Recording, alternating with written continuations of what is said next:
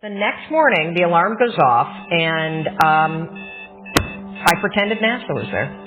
I literally went 5, 4, 3, 2, 1. I counted out loud, and then I stood up. And for the first time in 3 months, I had beaten my habit of hitting the snooze button. What is Tony Robbins, Oprah Winfrey, Lady Gaga, Bill Gates, Steve Jobs, Mark Zuckerberg, Barack Obama, and I could go on and on and on about the most successful people in the world today and throughout history. What do all of them have in common? They all have an empowering morning ritual.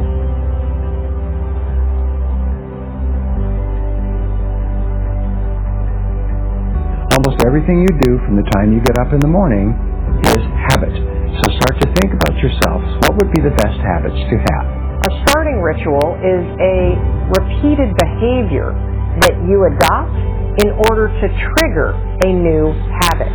When you wake up in the morning, say thank you for grace. Thank you for love. Thank you for kindness. Thank you for prosperity. Say thank you in advance for what's already yours. The secret of success is determined by your daily agenda. What you want to be tomorrow, you've got to do today. Have goals, life goals, yearly goals, monthly goals, daily goals, and understand that to achieve these goals, you must apply discipline and consistency. In order to achieve your goals, you must apply discipline, which you have already done, and consistency every day, not just on Tuesday and miss a few days. You have to work at it every day. You have to plan. Working really hard is what successful people do. Your footprints to success are really footprints of success.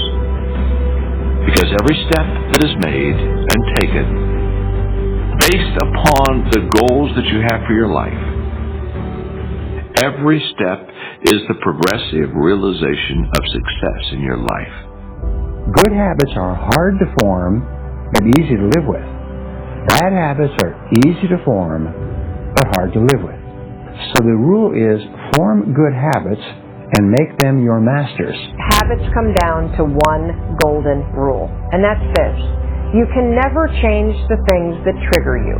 You can't control your urges or how you might feel, but you can always choose how you behave.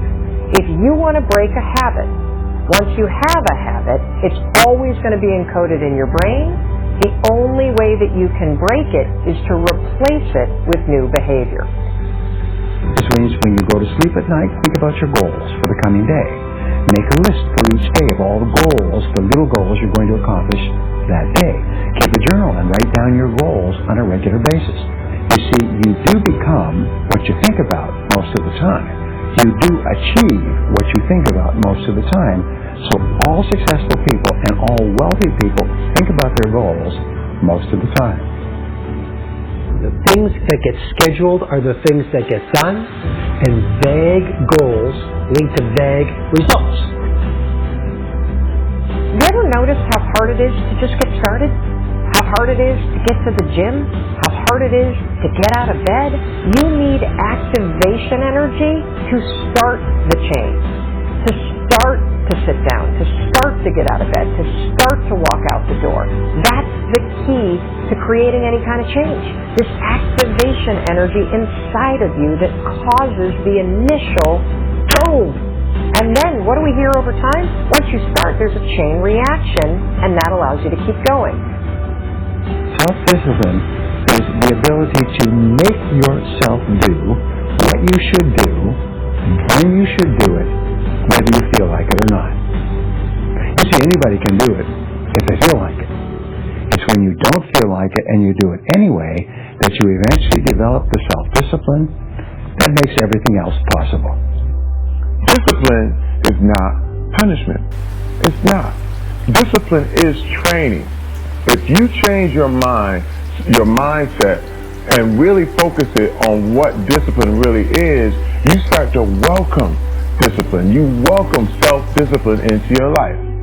You're not only going to blow up the system in your head and the tricks that your brain uses to stop you right now, you're going to shake up your entire life. Discipline is your best friend. It will take care of you like nothing else can. Remember, just because you're doing a lot more doesn't mean you're getting a lot more done. Don't confuse movement with progress.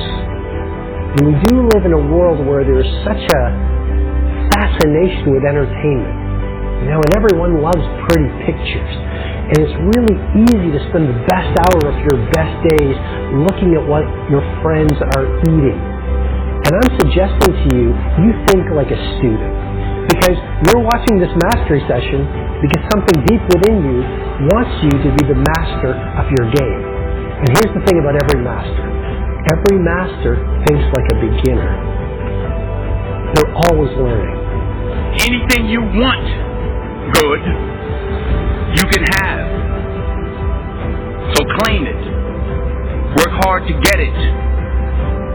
Don't just aspire to make a living. Aspire to make